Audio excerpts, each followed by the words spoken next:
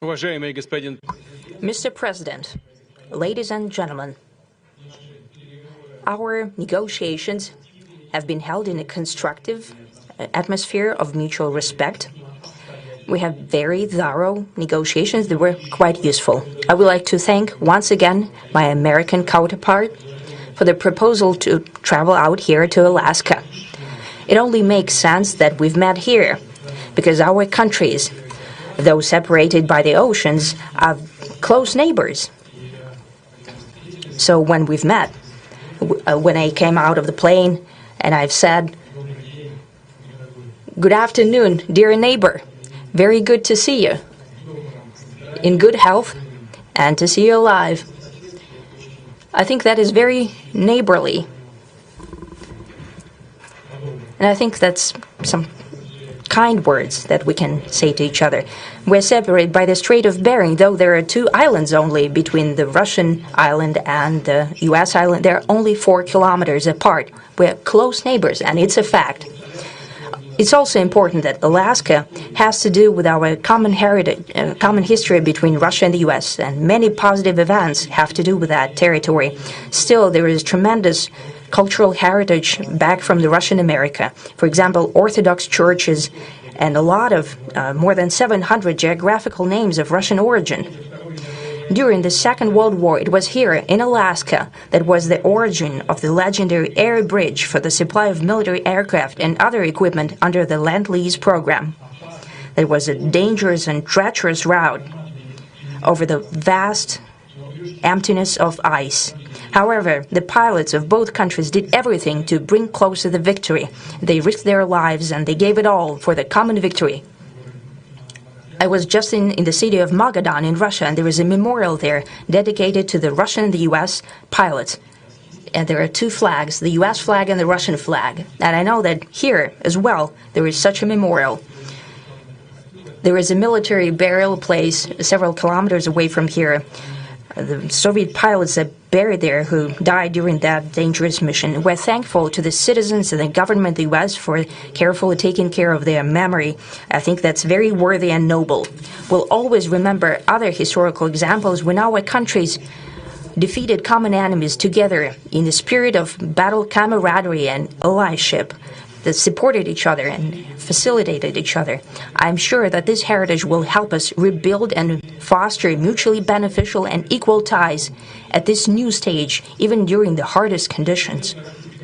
It is known that there have been no summits between Russia and the U.S. for 4 years, and that's a long time.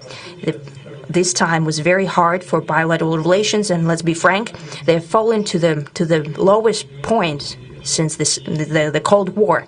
I think that's not benefiting our countries and the world as a whole. It is apparent that sooner or later we had to amend the situation to move on from the confrontation to dialogue. And in this case, a personal meeting between the heads of state has been long overdue. Naturally, under the condition of serious and painstaking work, and this work has been done in general. Me and President Trump have very good direct contact. We've spoken multiple times. We spoke frankly on the phone. And Special Envoy of the President, Mr. Witkoff, traveled out to Russia several times. Our advisors and heads of foreign ministries kept in touch all the time. And you know fully well that one of the central issues was the situation around Ukraine. We see the strive of the administration and President Trump personally to help facilitate the resolution of the Ukrainian conflict. And his strive to get to the crux of the matter, to understand this history, is precious.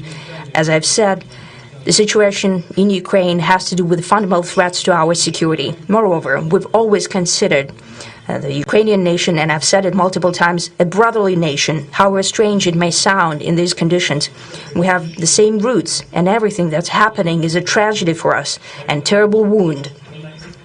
Therefore, the country is sincerely interested in putting an end to it.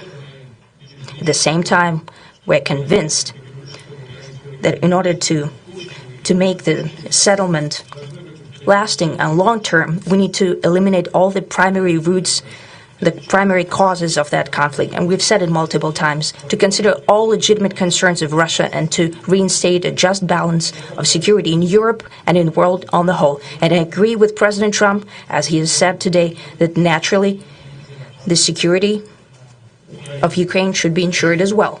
Naturally, we are prepared to work on that. I would like to hope that the agreement that we've reached together will help us bring closer that goal and will pave the path towards peace in Ukraine. We expect that Kiev and European capitals will perceive that constructively and that they won't throw a wrench in the works. They will not make any attempts to use some backroom dealings to conduct provocations to torpedo the nascent progress. Incidentally, when the new administration came to power, bilateral trade started to grow. It's still very symbolic. Still, we have a growth of 20%. As I've said, we have a lot of dimensions for joint work. It is clear that the U.S. and Russian investment and business cooperation has tremendous potential.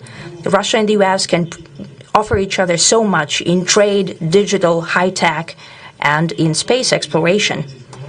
We see that Arctic cooperation is also very possible, and our international context, for example, between the far east of Russia and the west coast of the U.S. Overall, it's very important for our countries to turn the page, to go back to cooperation. It is symbolic that not far away from here, at the border between Russia and the U.S., there was a so-called international date line. I think you can step over, literally, from yesterday into tomorrow. And I hope that we'll succeed in that, in political sphere.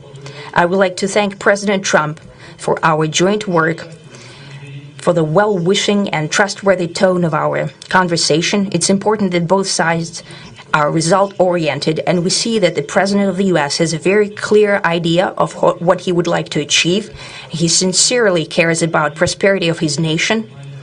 Still, he understands that Russia has its own national interests. I expect that today's agreements will be the starting point, not only for the solution of the Ukrainian issue, but also will help us bring back businesslike and pragmatic relations between Russia and the U.S. And in the end, I would like to add one more thing.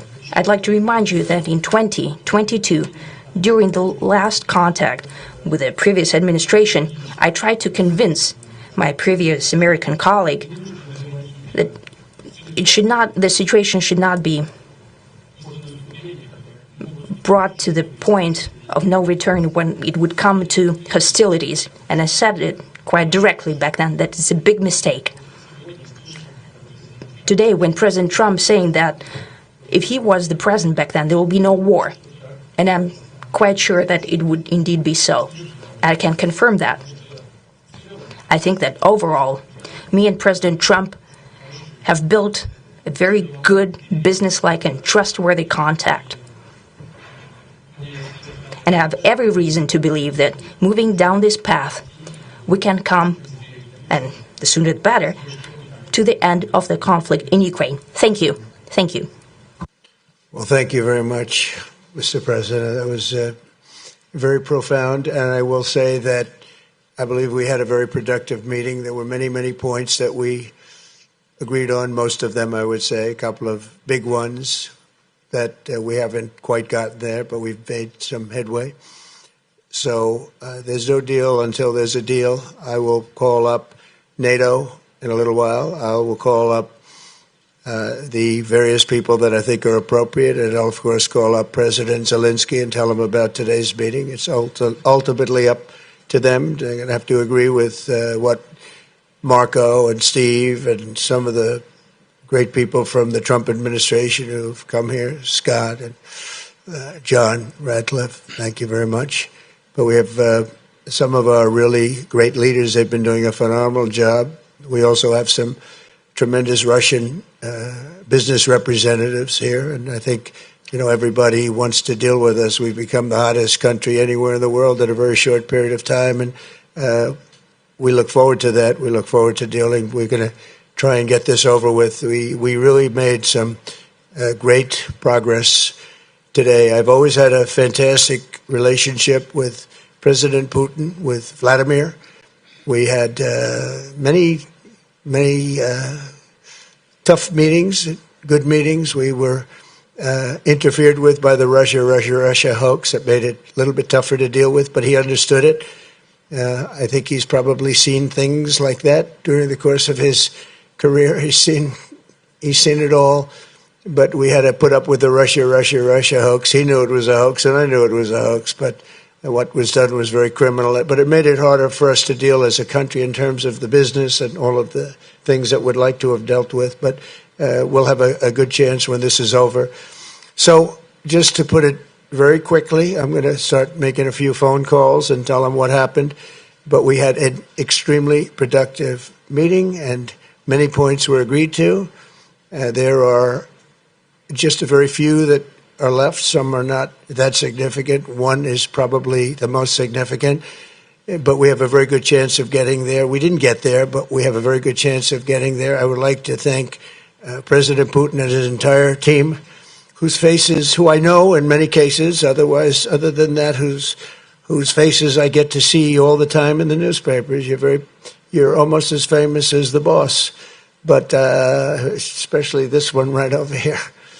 But we had some good meetings over the years, right? Good, productive meetings over the years, and we hope to have that in the future. But let's do the most productive one right now. We're going to stop really 5, 6, 7,000, thousands of people a week from being killed, and President Putin wants to see that as much as I do. So, again, Mr. President, I'd like to thank you very much, and we'll speak to you very soon and probably see you again very soon. Thank you very much, Vladimir. Next time in Moscow. Oh, that's an interesting one. I don't know. I'll get a little heat on that one, but I could see it possibly happening. Thank you very much, Vladimir. And thank you all. Thank you. Thank you. Thank you so much.